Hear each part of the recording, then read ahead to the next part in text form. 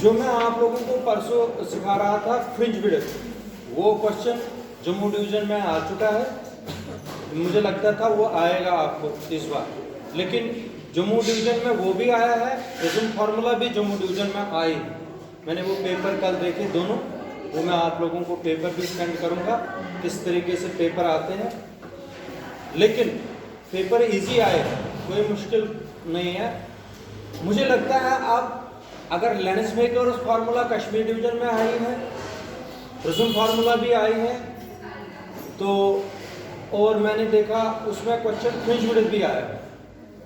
आप अगर भारी जिनकी क्वेश्चनों को देखेंगे हम, आप तो टर्न मुझे लगता है इसकी है आने की, और उधर से यहाँ टोटल इंटरनल रिफ्लेक्शन आएगा, यहाँ आ सकता है वहां से कंपाउंड माइक्रोस्कोप और एस्ट्रोनॉमिकल टेलीस्कोप। कंफर्म है आप लोगों को अब आना, याद रखना मेरी बात।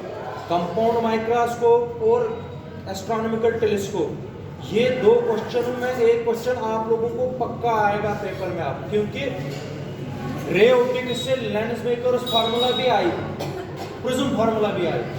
अब आप लोगों को मुझे लगता है 100% चांस है कंपाउंड माइक्रोस्कोप और एस्ट्रोनॉमिकल टेलीस्कोप के क्वेश्चन में, उनको देख लेना अच्छी तरीके से। तो आज का जो क्वेश्चन है इसको बोलते हैं what is diffraction of light. 3 question मैंने आप लोगों को बताया था। एक था इंटरफेरेंस ऑफ लाइट, जिसमें 3 क्वेश्चन हमने पढ़े। इसके बाद है डिफ्रैक्शन ऑफ लाइट, और इसके बाद एक और क्वेश्चन है जो है पोलराइजेशन ऑफ लाइट। आज तो हम डिफ्रैक्शन ऑफ लाइट पढ़ा पाएंगे। डिफ्रैक्शन ऑफ लाइट क्या है, और आप लोगों को जो पेपर में क्वेश्चन आएगा वो इसके साथ ही आएगा।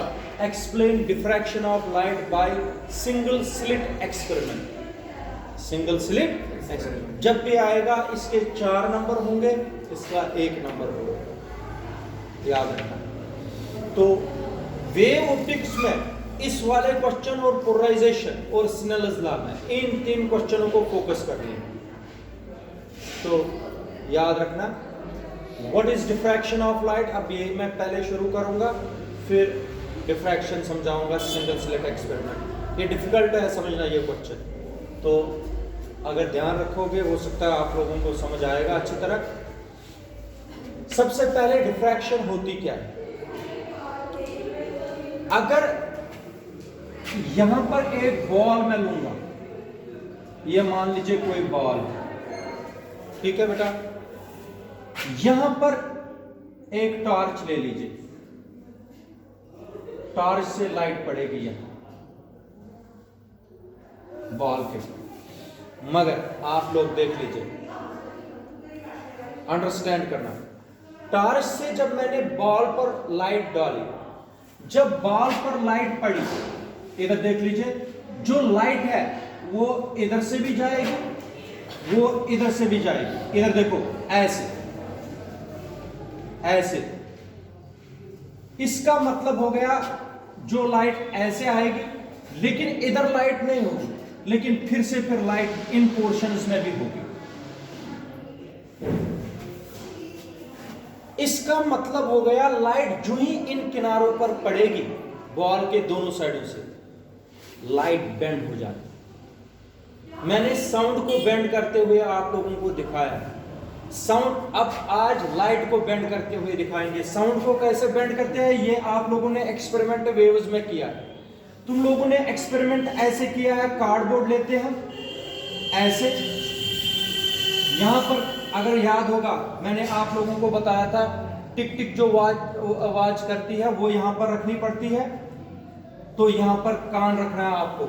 यहां से यहां डायरेक्ट आवाज नहीं जानी चाहिए। आवाज किसके थ्रू जानी चाहिए, इस पाइप के थ्रू। पाइप के थ्रू जब जाएगी यहां पर पहुंचेगी, लाइट बेंड खुद ही हो जाएगी, और यहां से लाइट नहीं, साउंड बेंड हो जाएगी इस तरीके से और पहुंचेगी आपके कान तक।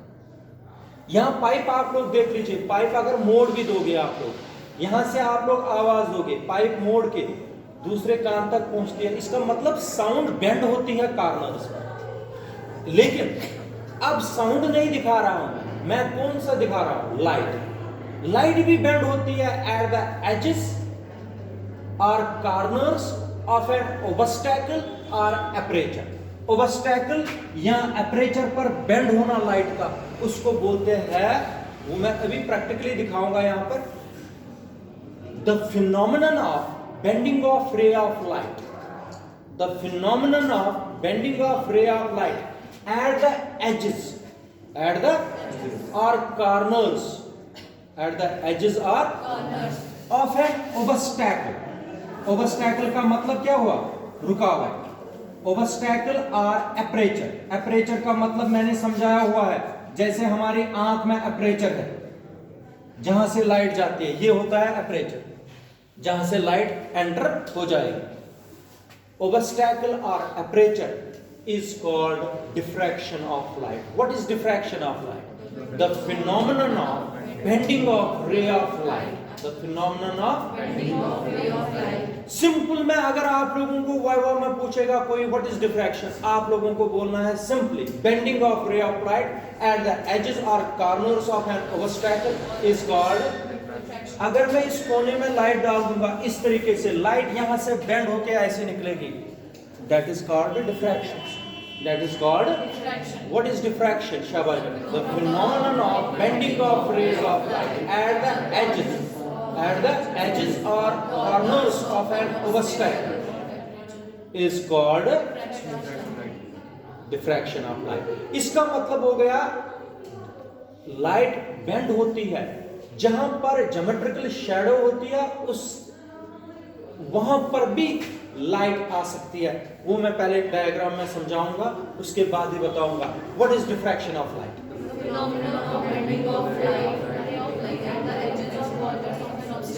ऑब्स्टैकल और उसको बोलते हैं क्या? Diffraction of light is of two types. फिर मैं समझाना शुरू कर दूंगा। How many types? First type of diffraction is called Fresnel's diffraction. Fresnel's diffraction. And second one is called Fraunhofer diffraction. Fraunhofer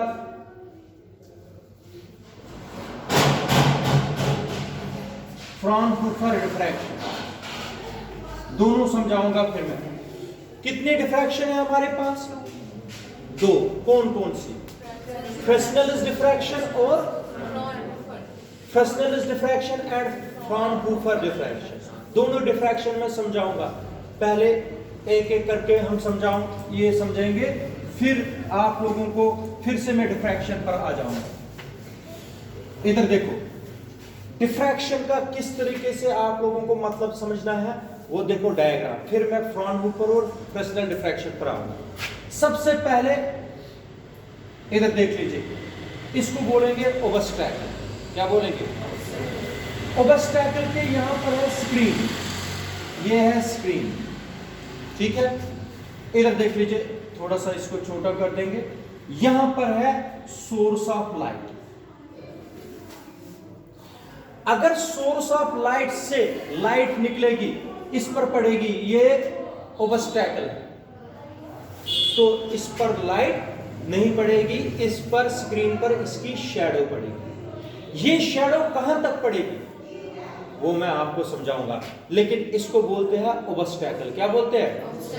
आप देखो, अगर यही डायग्राम ऐसे होगी, ये दूसरी डायग्राम मैं बता रहा हूं, यहां पर बताऊंगा, ये source, again this is source, और आप लोगों को ऐसे रखना है। इधर देख लीजिए,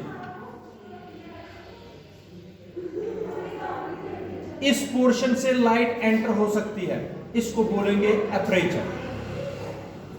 इसको बोलेंगे क्या? एपरेचर। ये एपरेचर है, और यहां पर फिर से स्क्रीन।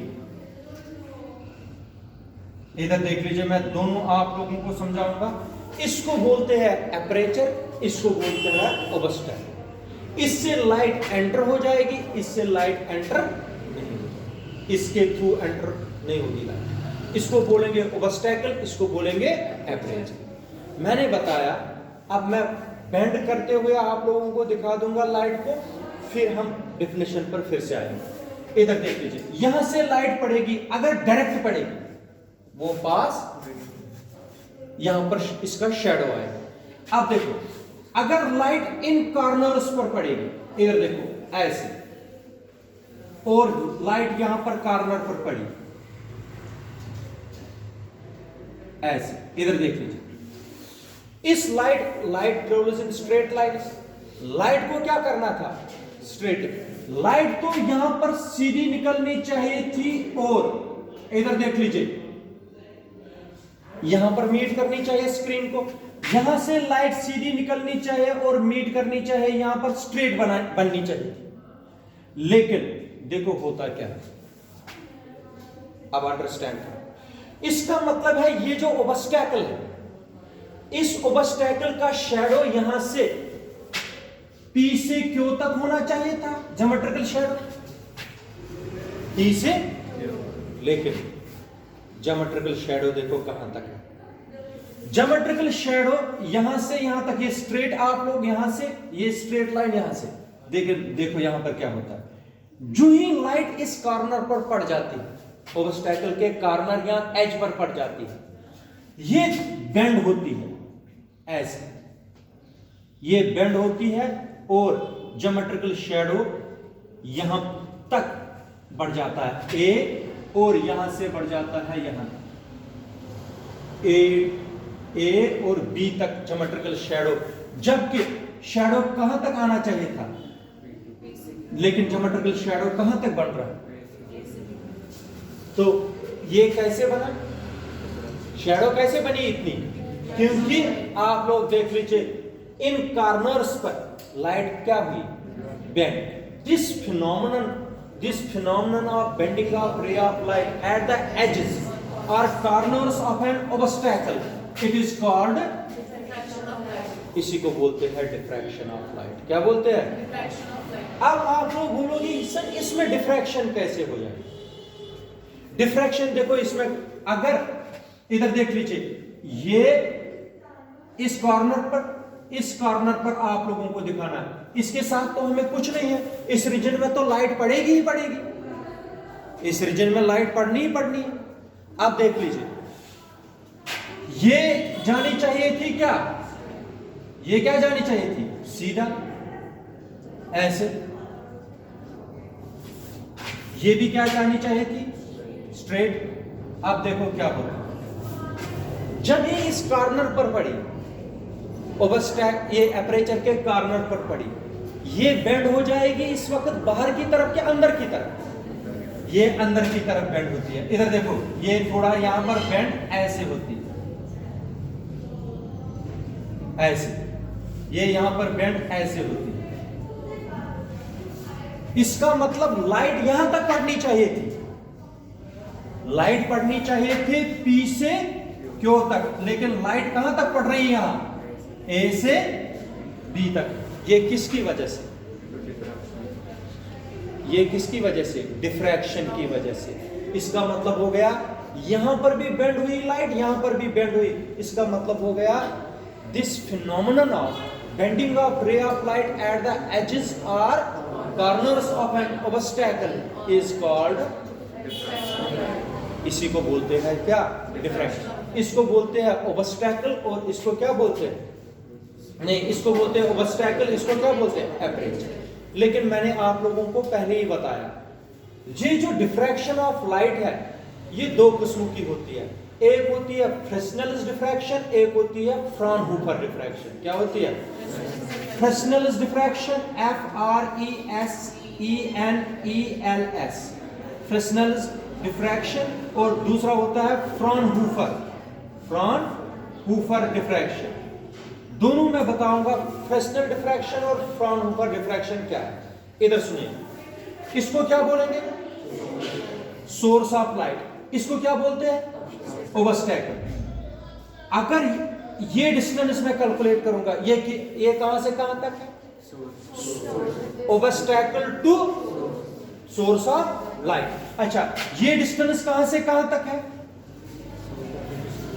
Source ओब्स्टैकल to screen. अगर यहां पर भी बता दीजिए, ये डिस्टेंस कहां से कहां तक है? एपरेचर से शाफ्ट। ये डिस्टेंस कहां से कहां तक है? एपरेचर से। हाँ, आप सुनिए, if the distance between obstacle and source of light or obstacle and screen is finite, then the diffraction pattern obtained on the screen is Fraunhofer, ये फ्रेस्नेल's diffraction। अगर ये डिस्टेंस और ये डिस्टेंस आप लोग कैलकुलेट कर पाए, ये फाइनाइट है, तब जो डिफ्रैक्शन का पैटर्न बनेगा यहां पर, वो कौन सा होगा? आप देखो, अगर सोर्स ऑफ लाइट इन्फिनाइट होगा, क्या होगा? इन्फिनाइट का मतलब है बहुत ही दूर होगा ये source of light. If the distance between either source of light और obstacle or screen is infinite, then the diffraction pattern so obtained on the screen is called Fraunhofer। इसमें सोर्स ऑफ लाइट और screen के बीच में, या screen और obstacle के बीच में अगर डिस्टेंस फाइनाइट हो, तब कौन सी डिफ्रैक्शन होती है? अगर इन्फिनाइट हो, जरा बताओ मुझे, फ्राउनहोफर डिफ्रैक्शन किस डिफ्रैक्शन को बोलते हैं? अगर distance between source of light, obstacle और क्या होनी चाहिए? इन्फिनाइट, तब कौन सी बनती है? अगर फाइनाइट ना हो, इन्फिनाइट हो, तब फ्राउनहोफर। अगर फाइनाइट हो, याद रखना, ठीक है? इसको बोलते हैं डिफ्रैक्शन ऑफ लाइट। लेकिन क्वेश्चन मैंने बताया, इसका पूरा जितना मैंने पढ़ाया 1 नंबर आएगा इसका। क्वेश्चन है, explain diffraction of light by single slit experiment. Single slit experiment से आप लोगों को डिफ्रैक्शन समझनी है, यही है मेन क्वेश्चन आज का। देख लीजिए, diffraction by single slit experiment.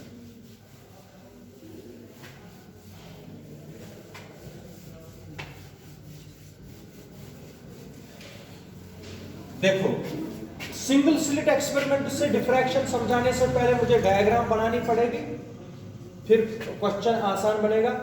सबसे पहले आप लोगों को क्या करना पड़ेगा? यहां पर सोर्स ऑफ लाइट लेना पड़ेगा, ठीक है?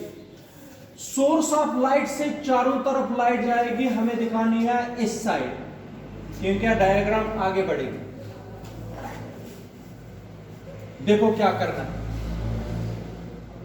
आप लोगों को यहां पर कन्वेक्स लेंस लगाना है। पहला एक कन्वेक्स लेंस, इसको L1 रख लीजिए, लेंस 1, कन्वेक्स लेंस 1, ठीक है? ये लाइट किस पर पड़ी? Convex lens. और आप लोगों को मैं पूरा ये समझा रहा हूं, ये अच्छी तरीके से समझ लीजिए। अगर पैरेलल बीम ऑफ रेज पड़ेंगी कन्वेक्स लेंस पर, कन्वेक्स लेंस कन्वर्ज करता है कि डाइवर्ज करता है? कन्वर्ज करता है। कनकेव लेंस करता है डाइवर्ज। क्या करता है? कन्वेक्स लेंस क्या करता है?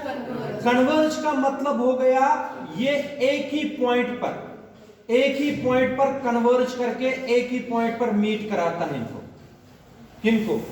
रेज। इसीलिए कन्वेक्स लेंस से कागज जल जाता है। अगर कन्वेक्स लेंस से किस पर आप फोकस करोगे? कागज पर, कागज जल जाता है। तो क्योंकि रेज ऑफ लाइट जो है वो कन्वर्ज एक ही पॉइंट पर होते हैं, वहां पर इंटेंसिटी लाइट की तेज बन जाती है और वो कागज जल जाता है। लेकिन आप लोग देख लीजिए, अब अगर एक ही पॉइंट से लाइट आएगी, क्या आएगी? आप लोग ऊपर से अब नहीं देखो, आप लोग लाइट को नीचे से दिखाओ, इस पॉइंट से एस से निकलते हुए जब लेंस से बाहर आएगी, लेंस से जब लाइट बाहर आएगी वो किस बीम में आएगी? Parallel beam. तो अभी तक मैं आप लोगों को दिखा रहा था पैरेलल बीम पढ़ते हुए, किस पर? Convex lens. पैरेलल बीम जब आई थी कन्वेक्स लेंस पर पड़ी थी, ये हुई थी कन्वर्ज एक ही पॉइंट पर। अब एक ही पॉइंट से लाइट आती है, किस पर पड़ रही है? और बाहर जब लाइट आएगी वो क्या आएगी? Parallel beam. ये समझ आया? बराबर कन्वेक्स लेंस पर पड़ रही है अब क्या? लाइट। अब बाहर जो लाइट आएगी वो क्या आएगी? Parallel beam. समझ नहीं आया? यहां से जो लाइट निकलेगी ये आएगी पैरेलल बीम ऑफ लाइट। इधर देख लीजिए पैरेलल बीम। और ये जो पैरेलल बीम है, ये मान लीजिए ये पैरेलल बीम है, इसको बोलेंगे यहां पर वेव फ्रंट। क्या बोलेंगे? W1 W2, ये है वेव फ्रंट। ये आगे बढ़ रहा है। अब इस वेव फ्रंट को हम एपरेचर से पास कराएंगे, या ओबस्टैकल जिसको बोलते हैं, हम एपरेचर से पास कराना है।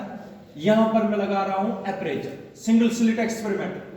एपरेचर का मतलब हो गया स्लिट। इधर देख लीजिए, यहां पर मैंने लगा दिया एपरेचर, या इसको बोलेंगे स्लिट।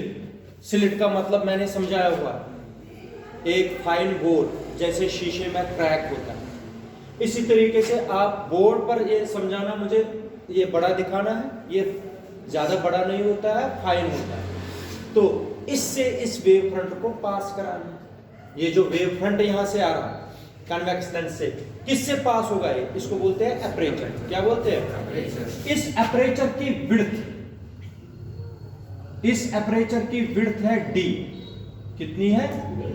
विड्थ है इसकी d यहां से, और इसका नाम है AB।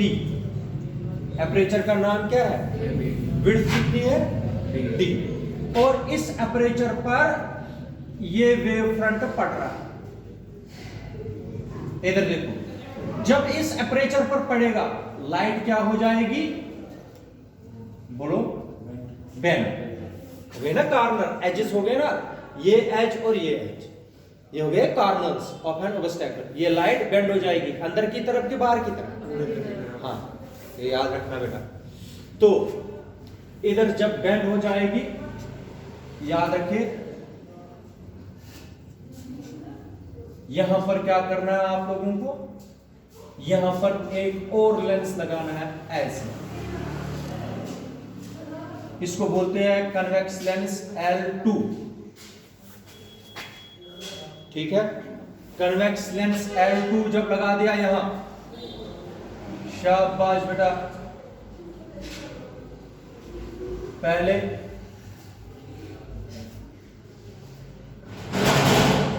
लेंस लगा दिया। अब ये कन्वेक्स लेंस क्या करेगा? फिर से कन्वर्ज। कन्वर्ज कैसे करेगा? आप देख लीजिए, एक ही पॉइंट पर कन्वर्ज करेगा लाइट को, और यहां पर रखना है आप लोगों को स्क्रीन। इस स्क्रीन को आप लोगों ने यहां पर, जहां पर इनको मीट किया, इसको रखना है C। अभी मैं आप लोगों को ये समझाऊंगा। इधर देख लीजिए, जितना टाइम A से C तक लाइट को लगेगा पहुंचने में, उतना ही टाइम B से C तक लगेगा। कोई पाथ डिफरेंस है? मैंने परसों समझाई थी पाथ। कोई पाथ डिफरेंस है? Path difference? There is no path difference in reaching the wavelets from A to C and from B to C. Therefore, at C we get central maximum. क्या बनता है? कहां पर? C पर बनता है सेंट्रल मैक्सिमा, और सेंट्रल मैक्सिमा होगा ऐसे, ऐसे सेंट्रल मैक्सिमा। इस वो समझाने के बजाय मैं आप लोगों को एक और डायग्राम, ये जब तक मैं कंप्लीट नहीं समझाऊंगा तब तक ये समझ नहीं आएगा। मैंने बताया, ये मुझे लगता है 12th का सबसे ये डिफिकल्ट क्वेश्चन है समझना। तो लेकिन आप लोगों को मैं दोबारा भी रिपीट करूंगा, लेकिन एक बार आप लोग पहले समझो। ये सेंट्रल मैक्सिमा क्या है वो मैं आप लोगों को यहां पर दूसरी डायग्राम बना के दिखाऊंगा। इधर देख लीजिए, ये डायग्राम आप लोगों को भी पेपर में ऐसी बनानी पड़ेगी।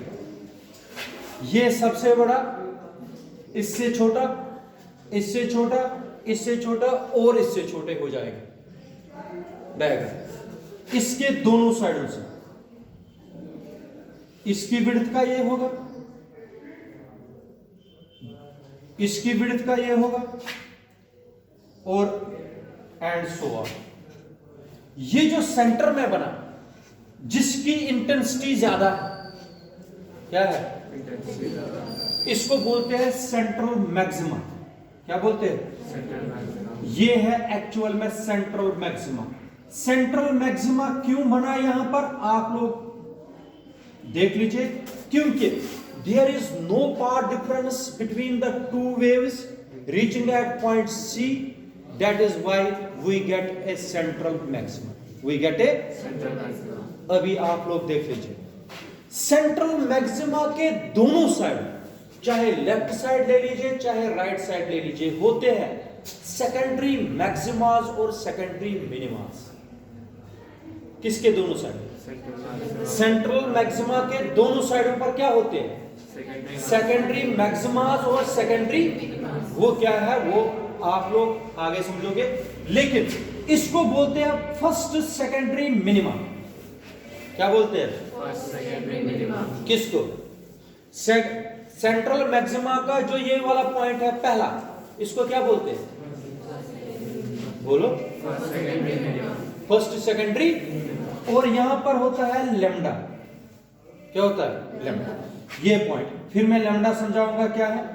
ये जो पॉइंट है इसको बोलते हैं first secondary maxima. Central maxima के दोनों साइडों पर मैंने बताया क्या होते हैं? सेकेंडरी मैक्सिमास और सेकेंडरी। इस पॉइंट को क्या बोलेंगे? First secondary. शाबाश बेटा। इस पॉइंट को क्या बोलेंगे? Second secondary. और सेकेंड सेकेंडरी मिनिमा होता है 2 लैम्डा। क्या होता है? शाबाश बेटा। फिर क्या होगा? Second secondary. शाबाश। फिर क्या होगा? Third secondary minima. फिर क्या होगा? बोलो। और फिर एंड सो ऑन। एंड अब ये जो लैम्डा और 2 लैम्डा, इसका मीन लैम्डा प्लस 2 लैम्डा कितना हुआ?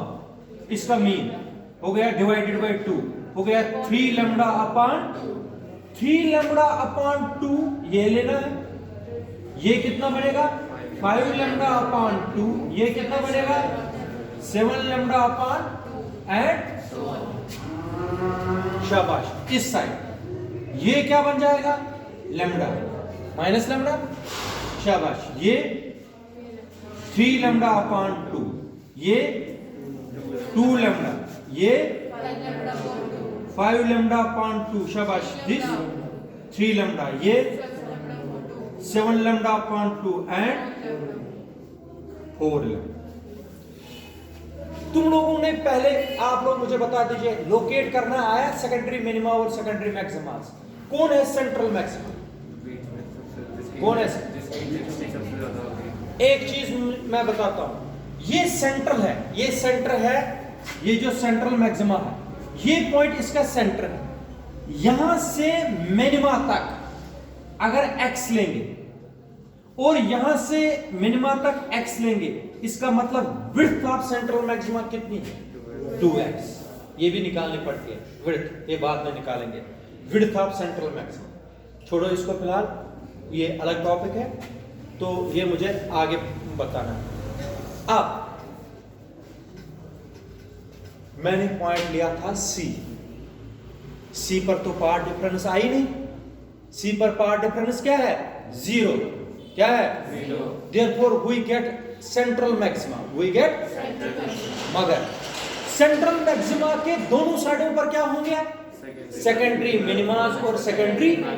अब हमें देखना है सेकेंडरी मैक्सिमा कब होंगे, कहां पर होंगे, और सेंट्रल मिनिमा कब होंगे और कहां पर होंगे। वही कंडीशंस निकालनी। और जो ये पैटर्न बनेगा इसी को बोलते हैं डिफ्रैक्शन। क्या बोलते हैं?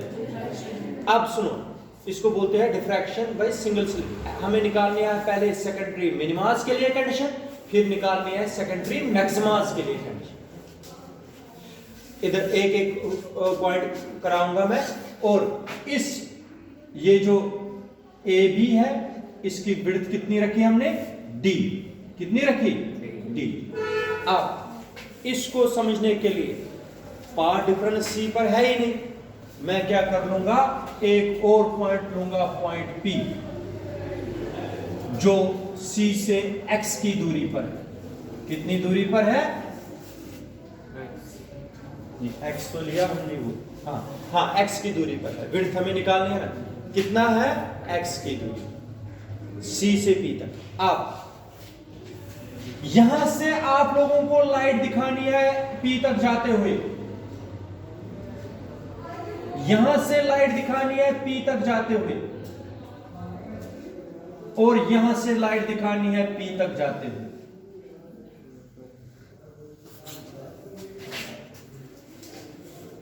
जरा बताओ, अब लाइट कहां से कहां जल्दी पहुंच जाएगी? ए से पहुंचेगी कि बी से?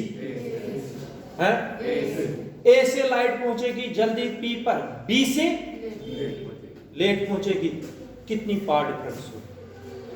परसों हमने लिखा था BP minus AP, BP minus, लेकिन आज उस तरीके से नहीं निकालेंगे। मैंने पार्ट डिफरेंस फ्रिंज विड्थ में नहीं निकाल के दी, बीपी माइनस एपी पूरा दिन लगा था उसको। देखो बी से पी तक लाइट को चलने में और ए से पी तक लाइट को चलने में कम वक्त लगेगा, लेकिन कितना ज्यादा लगेगा वो देख लीजिए। मैं क्या कर लूंगा, ए से एक परपेंडिकुलर ड्रा कर दूंगा। किस पर? बीपी पर। बीपी पर जब मैं परपेंडिकुलर ड्रा करूंगा, इसको रखो ए एन, ये है परपेंडिकुलर, ये 90 डिग्री का एंगल है, और ये है थीटा, एंगल थीटा। ठीक है।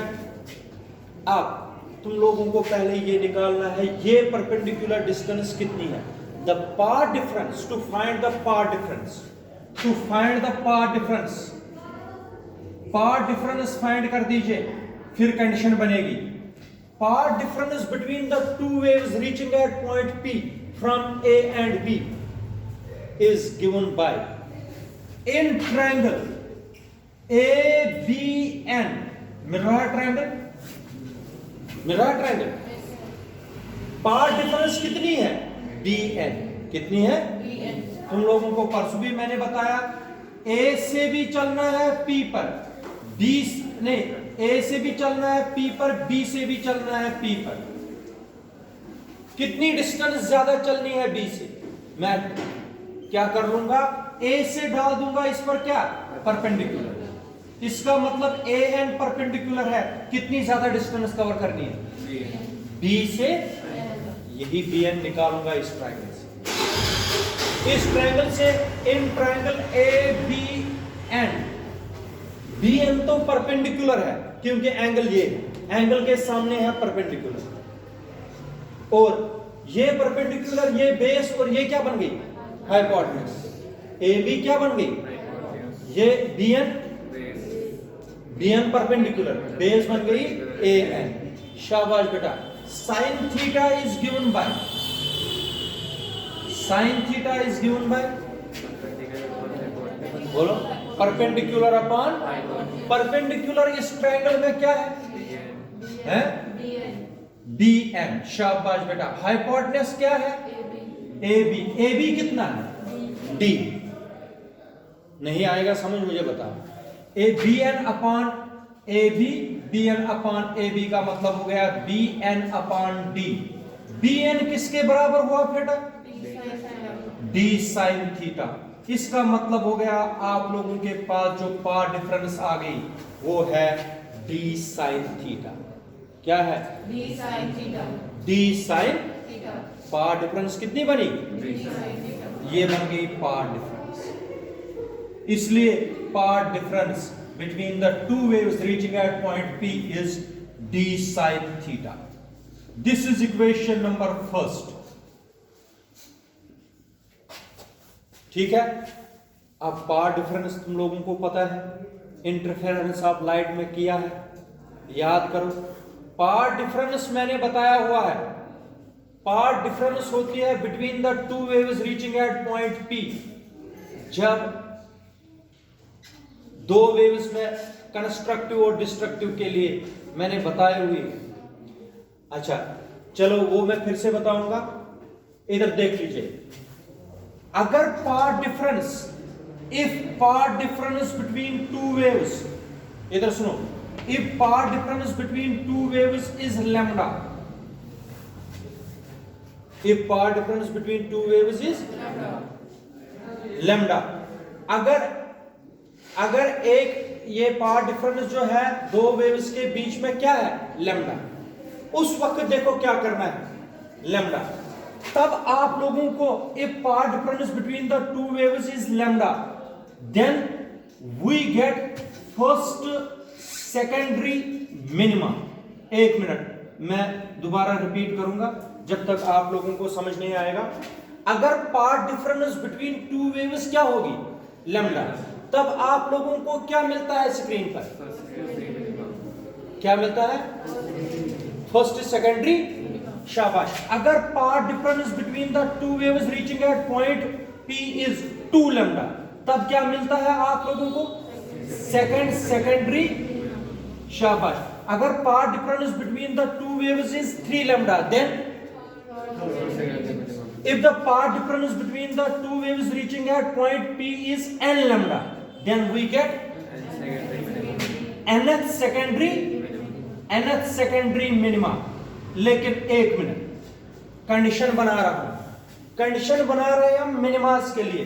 इधर देखो, कंडीशन बन गई मिनिमास के लिए। पाथ डिफरेंस कितनी है, देखो, फॉर सेकेंडरी मिनिमास, फॉर सेकेंडरी मिनिमास, दोबारा भी रिपीट करूंगा, पहले एक बार देखो, फॉर सेकेंडरी मिनिमास, इधर देख लीजिए क्या कंडीशन है।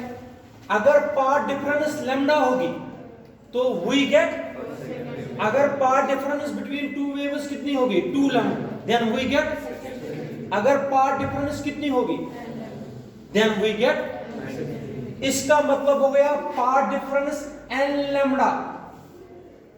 सेकेंडरी मिनिमास के लिए पाथ डिफरेंस कितनी बन रही है हमारे पास, d sin थीटा, लेकिन फॉर n क्या लिखा मैंने, एनी टर्म। जब n होगा 1 तो पहली टर्म बनेगी, फॉर फर्स्ट सेकंड, n होगा 2 तो क्या बनेगी, सेकंड, n होगा 3 तो, इसलिए sin theta n is equal to n lambda upon d। इसका मतलब हो गया बेटा, जब n होगा 1, जब n होगा तो आप लोगों के पास मिलेगा फर्स्ट सेकेंडरी मिनिमा। अगर n होगा 2 तो सेकंड सेकेंडरी मिनिमा। जो कंडीशन बनी हमारे पास सेकेंडरी मिनिमास के लिए, वो आएगी साइन थीटा, सबस्क्रिप्ट में क्या लिखना है, n lambda upon, where n is equal to 1 2 3 4 and so on. ये जो कंडीशन आप लोगों ने बनाई, ये कंडीशन है किसके लिए, सेकेंडरी मिनिमास के लिए। दोबारा भी रिपीट करूंगा, पहले एक बार देख लीजिए। मैंने बताया अगर सेकेंडरी, ये तो हमने निकाली पाथ डिफरेंस, पाथ डिफरेंस आप लोगों को कंस्ट्रक्टिव ये सेकेंडरी मिनिमास के लिए भी निकालनी है, सेकेंडरी मैक्सिमास के लिए भी। लेकिन आप लोगों ने इस डायग्राम में देख लीजिए, अगर path difference between the two waves reaching at point P है, कितना है, लैम्डा, तब आप लोगों को क्या मिलता है, फर्स्ट सेकेंडरी। अगर 2 लैम्डा होगी, अगर n लैम्डा होगी, मगर पाथ डिफरेंस जर्नल फॉर्मूला बनाने के लिए पाथ डिफरेंस हमने ऑलरेडी कितनी निकाली, d sin थीटा को कंपेयर करना है किसके साथ, sin theta n is equal to n lambda upon n. This is the condition for शाबाश secondary minima. If theta is 1, if n is 1, then this is the condition for first secondary minima. अब तुम लोगों ने तो condition बना दी secondary मिनिमास के लिए, अगर आप लोगों ने सीखा ये, तो आप लोगों को अब कंडीशन बनानी है सेकेंडरी मैक्सिमास के लिए। अगर सेकेंडरी मैक्सिमास के लिए कंडीशन आप लोगों को बनानी आ गई तो क्वेश्चन मान लीजिए हो गए, अगर नहीं आई फिर से मुझे रिपीट करना पड़ेगा। क्या लिखेंगे, क्या लिखेंगे, शाबाश, इसको देखिए। If path difference between the two waves reaching at point is 3 lambda upon 2, 3 lambda upon 2, तब क्या मिलेगा? First secondary maxima. शाबाश, फर्स्ट सेकेंडरी मैक्सिमा कब मिलेगा? कंडीशन बनानी है। अब शाबाश, पढ़ो फिर से। If path difference between the two waves reaching at point P is 5 lambda upon 2, then we get second secondary maxima. Second secondary maxima. शाबाश बेटा, आगे बढ़ो। If path difference between two waves is 7 lambda upon 2, 7 lambda upon 2। एक चीज आप लोग ध्यान से देखो, कब क्या मिलेगा इस वक्त? आप देखो, इसमें ऐसा नहीं था, इसमें था कंटिन्यू 1 2 3 4 5 ऐसे चल रहा। लेकिन इधर देखो, पहला क्या है, फिर आड़ है इवन है, आड़ है इवन है। अगर आड़ है तो क्या करेंगे आप, कैसे लिखेंगे? n plus 1 upon 2। आप देखो, क्योंकि 3 से शुरू करना है ना। नहीं आया समझ?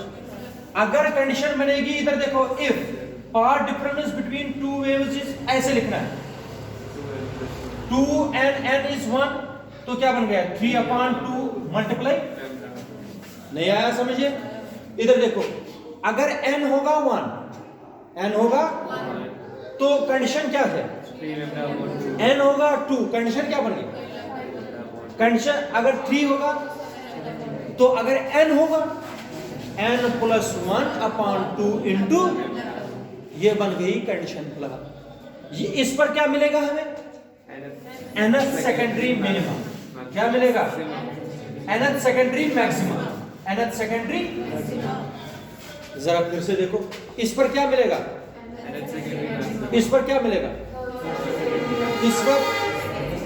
इस पर इसको कंपेयर करेंगे किस इक्वेशन के साथ? नहीं करेंगे। किस इक्वेशन के साथ कंपेयर करेंगे? इक्वेशन, जरा बताओ कंडीशन क्या बन रही है? शाबाश बेटा, बनाओ condition. n plus 1 upon 2 into, शाबाश, lambda is equal to d sin theta n। अगर नहीं भी लिखोगे n, कोई प्रॉब्लम नहीं। ये यहां पर समझाता है कि it is for nth maximum. जरा बता दीजिए, sin थीटा n किसके बराबर आएगा? n plus 1 2 into lambda upon, this is the condition for secondary maxima. ये किसके लिए कंडीशन बना दी हमने? ये जो सेकेंडरी मैक्सिमास और ये सेकेंडरी मिनिमास दोनों साइडों से बन रहे हैं सेंट्रल मैक्सिमा के, इसी को बोलते हैं डिफ्रैक्शन ऑफ लाइट। क्या बोलते हैं? Diffraction of light. ये याद रखना। मगर ये इंटरफेरेंस और इसमें फर्क है। इंटरफेरेंस में क्या होता है, जो सेंट्रल मैक्सिमा होता है, सेंट्रल मैक्सिमा के दोनों साइडों से ये जो वहां पर मैक्सिमास और मिनिमास जो होते थे ना, वहां पर इंटेंसिटी जितना सेंट्रल मैक्सिमा की थी, उन सब की इंटेंसिटी सेम होती थी। डिफ्रैक्शन में नहीं होती। डिफ्रैक्शन में जितना जितना सेंट्रल मैक्सिमा से दूर जाओगे, इंटेंसिटी लाइट की क्या होती जाएगी? कम। ठीक है, तो वो क्योंकि वो सुपरपोजिशन होता था वेव्स का, वहां पर, यहां पर सुपरपोजिशन होता है वेवलेट्स का। तो इस फिनोमेना को क्या बोलते हैं? Diffraction of light by single slit. Single slit क्यों बोलते हैं? एक स्लिट का यूज किया हमने, जिसकी विड्थ कितनी रखी? d। ये याद, ठीक है। अब अगर आप लोगों को निकालनी है विड्थ ऑफ सेंट्रल मैक्सिमा, क्या निकालनी? विड्थ ऑफ सेंट्रल मैक्सिमा अगर निकालनी है, ये 2x से निकालते हैं, क्योंकि यहां से यहां तक x रखनी है, यहां से यहां तक x रखनी है। x इंटू x क्या निकालना है? 2x। इसकी विड्थ भी निकाल सकते हैं। तो इस फिनोमेना को बोलते हैं क्या? डिफ्रैक्शन ऑफ, ये याद